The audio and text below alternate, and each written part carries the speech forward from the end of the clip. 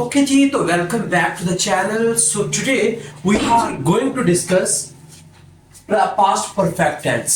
अच्छा, past perfect tense को discuss करने से पहले मैं आपको ये बताऊं कि अगर आपने चैनल को सब्सक्राइब नहीं किया तो kindly subscribe the channel because we are uploading all the videos related to these topics. Okay, tenses से related पैसिव की वीडियो डिस्कस करेंगे, direct indirect and all other topics. अच्छा, इस वीडियो को मैं आपके साथ डिस्कस करूंगा, लेकिन आप लोगों ने प्रैक्टिस के लिए डिस्क्रिप्शन में जो नंबर गिवन है उस पर टेक्स्ट करना है. मैं आपको इससे रिलेटेड आपके पेपर पैटर्न के मुताबिक प्रैक्टिस प्रोवाइड करूंगा.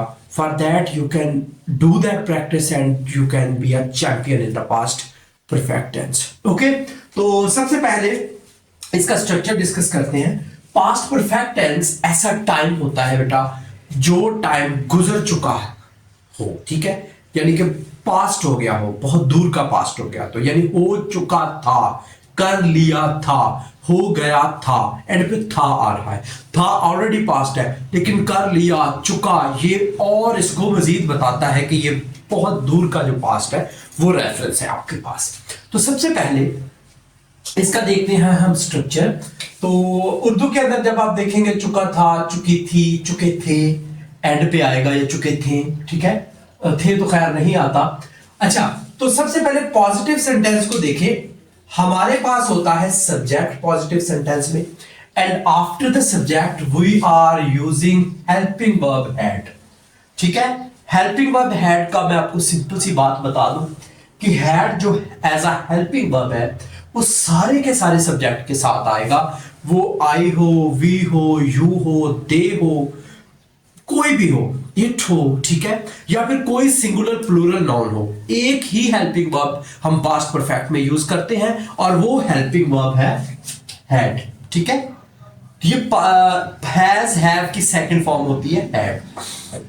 तो सब्जेक्ट प्लस हैड और always third form of verb past perfect में और प्रेजेंट परफेक्ट में, फ्यूचर परफेक्ट में, परफेक्ट में हमेशा थर्ड फॉर्म ऑफ वर्ब इस्तेमाल होती है. तो थर्ड फॉर्म को हम पास्ट पार्टिसिपल कहते हैं.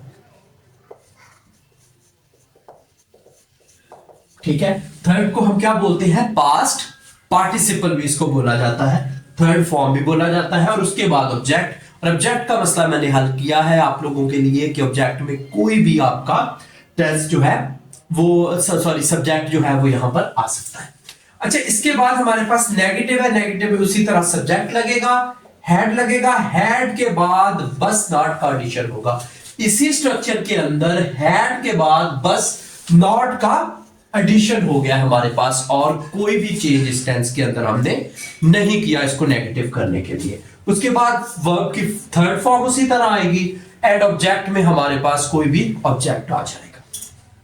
फिर इंट्रोगेटिव में हमने इसी हैड को उठाया, इस हैड को उठाकर हमने इसको स्टार्ट में लगा दिया. ये देखें, और कोई स्ट्रक्चर के अंदर चेंज नहीं आया, हमने इस हैड को उठाया और उठाकर इस जगह पुट कर दिया. अब देखिए, हैड प्लस सब्जेक्ट हो गया, यानी हैड यहां पे आ गया, ये सब्जेक्ट इस जगह पे आ गया, एंड वर्ब की थर्ड फॉर्म यूज हो गई, प्लस ऑब्जेक्ट आ गया, और लास्ट पे आपके पास क्वेश्चन मार्क आ जाएगा क्योंकि इंटेरोगेटिव या इंट्रोगेटिव सेंटेंस है आपके पास ये.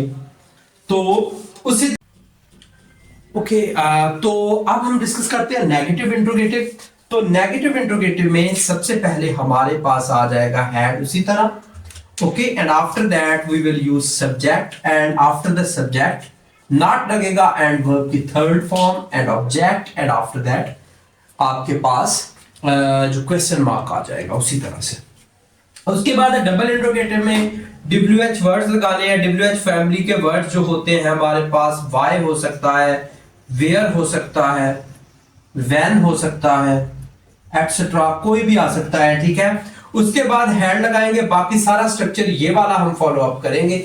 हैड लगाएंगे, हैड के बाद सब्जेक्ट लगेगा, थर्ड फॉर्म ऑफ वर्ब लगेगी, ऑब्जेक्ट लगेगा, एंड हमारे पास क्वेश्चन मार्क आ जाएगा. अब देखते हैं इसकी एग्जांपल्स. तो एग्जांपल में सबसे पहले हमारे पास है पॉजिटिव सेंटेंसेस. पॉजिटिव सेंटेंसेस में हमने किया I had completed the task.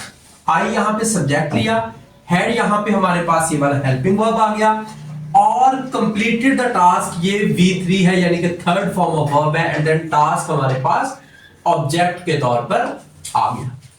इसी तरह फिर शी के साथ she had completed the task, उसके बाद नेगेटिव इंट्रोगेटिव है तो आई के साथ हैड लगेगा, बस एक नॉट का एडिशन हुआ, जिस तरह स्ट्रक्चर के अंदर हमने डिस्कस किया था कि एक नॉट का एडिशन होगा।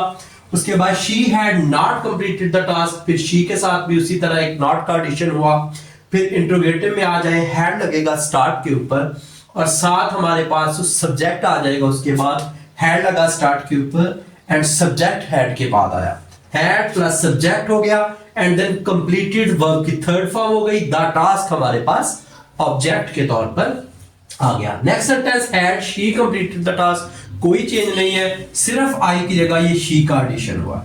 नेगेटिव इंट्रोगेटिव सेंटेंस जब हम डिस्कस करते हैं तो हैड उसी तरह स्टार्ट में आएगा जैसे हमने स्ट्रक्चर में डिस्कस किया था कि हैड लगेगा फिर सब्जेक्ट लगेगा, तो सब्जेक्ट हमने यहाँ पे आई लिया, ओके, और उसके बाद नॉट लगाया ये वाला, और कंप्लीटेड थर्ड फॉर्म लगाई, और लास्ट पे ऑब्जेक्ट लगा दिया। इसी तरह हैड यहाँ पे सिर्फ शी का एडिशन हुआ, ओके।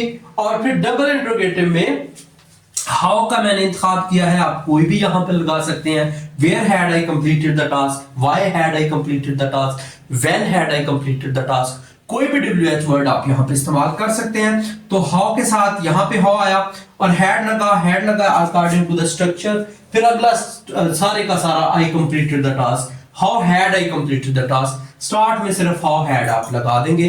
तो अपना रखिएगा बहुत सा ख्याल। तो चैनल को मस्ट आपने सब्सक्राइब करना है और वीडियो को अपने दोस्तों के साथ शेयर करना है।